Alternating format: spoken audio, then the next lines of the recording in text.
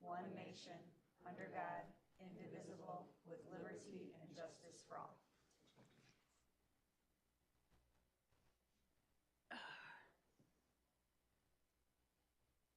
All right, item 2 on the agenda is the approval of the previous meeting minutes. Those will be the meeting minutes from June 9th, 2025. Did anyone have any corrections or additions to the meeting minutes? Okay, thank you. Moving on to public participation as item 3, we've had no one sign up for public participation. So we can move on to item 4, items for discussion. Item 4.1, the disposal report. Yes, the disposal report for July includes IT equipment and radios and some coral risers. All are obsolete and will be disposed of. Great. Anyone have any comments or questions on that? Thank you. Item 4.2, treasurer's report. Good afternoon. Treasurer's report for May 2025. District had approximately $131 million of cash on hand. All funds are trending nicely, very comparative to last year at this time. As you can see, our revenue received to date ending May was 70.49%.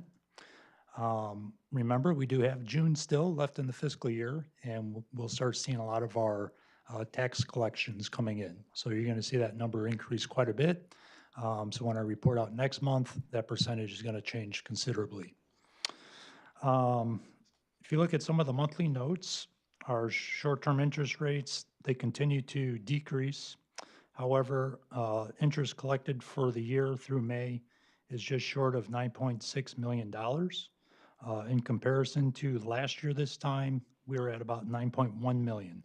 So about $500,000 over last year this time. So that's a good thing. Last month, if you recall, I did make a note about making a adjustment in the IMRF fund. We noticed that the employee portion was also being added into the liabilities within that fund when it should not have been. So we did make the adjustment in May, and that is reflected on the second page. You will see that we have a positive cash disbursement instead of a negative disbursement, thus creating a positive balance in that particular fund, which is right where we want it to be. Are there any questions? No, thank you very much. Thank you. Item 4.3, technology services contract renewal. All right, so I have one contract renewal for this month. We have BrainPop. It's a widely recognized educational platform that leverages animated movies and supplemental materials that makes learning engaging and accessible for students from K through 8th grade. Educators use it on a variety of topics to reinforce concepts and to review materials across a broad range of subjects like science, math, English, social studies, health, and the arts and technology. This is an annual renewal for BrainPop, BrainPop Junior, and BrainPop Espanol of $69,835, and that will come out of our technology budget. Anyone have any questions on that? Thank you. Item 4.4, computer lab equipment purchase. Yep. And so to ensure our students are well prepared for the demands of an increasingly digital world, it's essential to refresh our high school computer lab equipment periodically. Technology evolves at a rapid pace, meaning the machine purchased just a few years ago can quickly become outdated and unable to support the advanced software and processing powers required for modern educational tasks such as graphic design, video editing, and coding. As equipment reaches its end of life, it is not only becoming slower and less reliable, but also struggles to meet the technical needs of the classroom. So regular upgrades ensure our students have access to cutting-edge tools that foster essential 21st century skills and prepares them for future careers. So we are looking to purchase 330 HP Z2 Tower G9 workstations to upgrade all of our labs at our high schools to meet the needs of our staff and students. The cost of the upgrade is $551,100, but we have an existing credit with Vivacity that will lower our cost down to $127,239.51 that will come out of our technology budget. Any questions? Awesome. Thank you. Item 4.5, Village of Pingree Grove IGA. Hi, I'm back again to talk about the proposed IGA with the Village of Pingree Grove. I think it was your last meeting when we had Kevin Gordon come out to answer any questions you may have had about the proposal. I think we are scheduling this for a vote at your next regular meeting, so we're giving you the opportunity to see it again at this committee meeting and ask me any questions. I don't have the vast knowledge that Mr. Gordon has, but I'm happy to attempt to answer any lingering questions you may have. And if you don't, that's fine too. We're just giving you a foreshadowing that it will be a voting item at the next regularly scheduled meeting. Are you happy with the state of the agreement at this I point? am. Okay. At this point, yes. I would recommend it. Anyone else have any questions? And I agree. I would recommend it as well. And we've seen the rate at this point. I don't think we had the rate last time.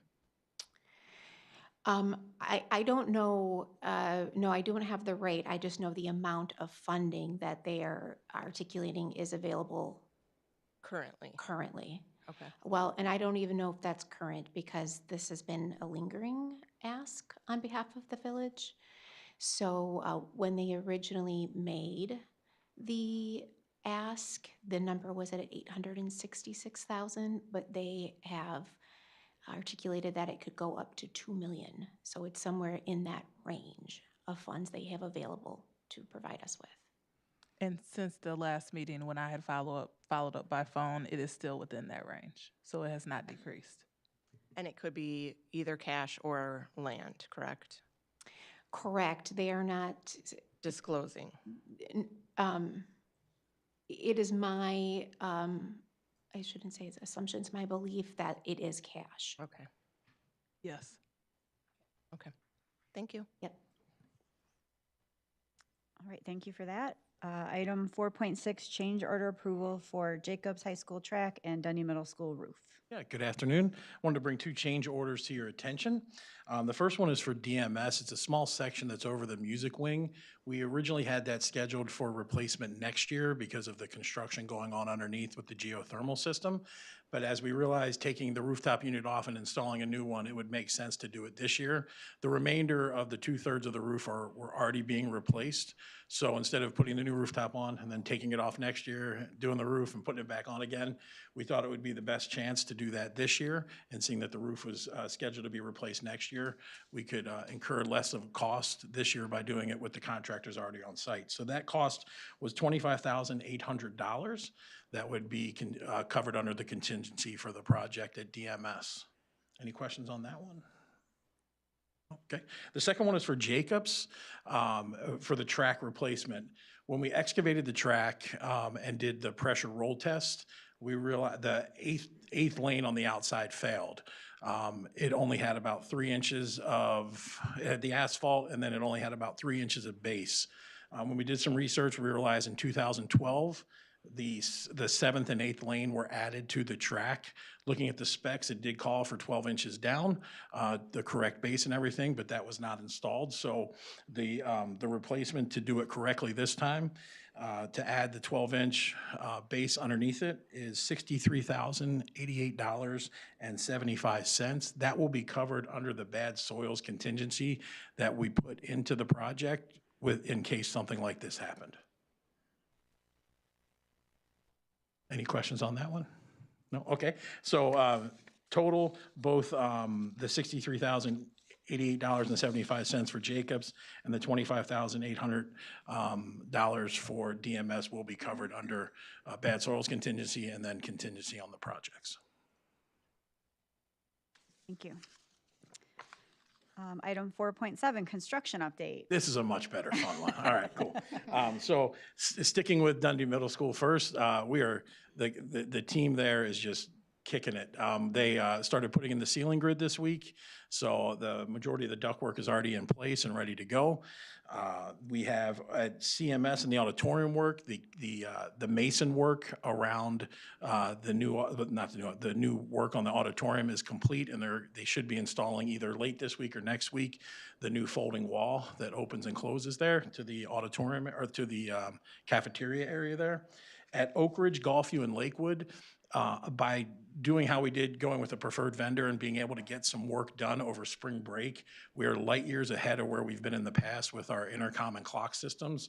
They're already in and they're being programmed, and then training is being scheduled, so we're not up against the clock in the previous years trying to get the building staff to get training while they're also trying to get ready for the start of the year. So we're really happy about that we can save them a little time and be ahead of schedule on that. At Hampshire Elementary School, with the flooring, the library is completely done as far as flooring in. They've already started moving some of the furniture in. The serpentine hallway, I know the hallway's all done, classrooms, and it looks great. It looks fantastic. And then we're just waiting on the LVT flooring in eight classrooms there around the library. That should be late next week, wrapping that up. At Westfield, second floor is done except for base. So all the hallways with the new tile and the design that was picked makes the hallways look so much bigger. It's awesome. We only have about 25%, maybe 20% left on the first floor to do. And then the stairwells that were selected to be replaced. Eastview and both Newbert on the roofing work is still in progress. They're plugging away on that. Dundee Middle School's roof work, sorry to mention that, that's wrapping up. They just have some coping and final touching to do. That was the largest roof that we did this summer. And then Newbert classrooms are completely done as far as the LVT tile in it. We also changed out all the ceiling tiles in those classrooms to kind of freshen it up. And then the hallway, they probably have about 20% of the hallway left to lay. They had some repairs to do to some stress fractures and cracks to make that level. Dundee Crown Teacher Lounge looks awesome. They're putting the ceiling grid in there too. It is going to be really great to see the staff walk in there at the beginning of the year and see that completed. And then the tennis court replacement at Crown, they laid asphalt yesterday. Concrete's all laid around it, and like the spectator area has the concrete in. Once they get everything laid out, then they'll lay the concrete down the middle for where you walk in and where the teams sit. And then Jacobs, we talked about that. The asphalt will be going in later this week as planned. So we're really excited. Any questions? Sorry. No, as we I always get say, geeked out about this. thank you for your and your team's hard work, and we look forward to the pictures. Thank you. Yeah, great. Thanks. All right, item 5 is announcements. Our next Board Operations Committee meeting is scheduled for Tuesday, August 12th at 4:30 p.m. We would like to have a closed session, so I'm going to read a motion. 6.1, may I have a motion to go into closed session for the purpose of discussing the appointment, employment, compensation, discipline, performance, or dismissal of specific employees of the public body, 2(c)(1). Do I have a motion? Second. Okay, and I'll call the roll. Zettler? McKindy? Aye. Lamarca? Malia? Aye. Fiorentino is not here. Lindmark? Aye. Burkett? Aye. So 6 board members have voted in favor. So we're going to go into closed session, and we will come back and reconvene open session after that, but no voting items to follow. And happy birthday to our board president, Nancy Sedler. Happy birthday.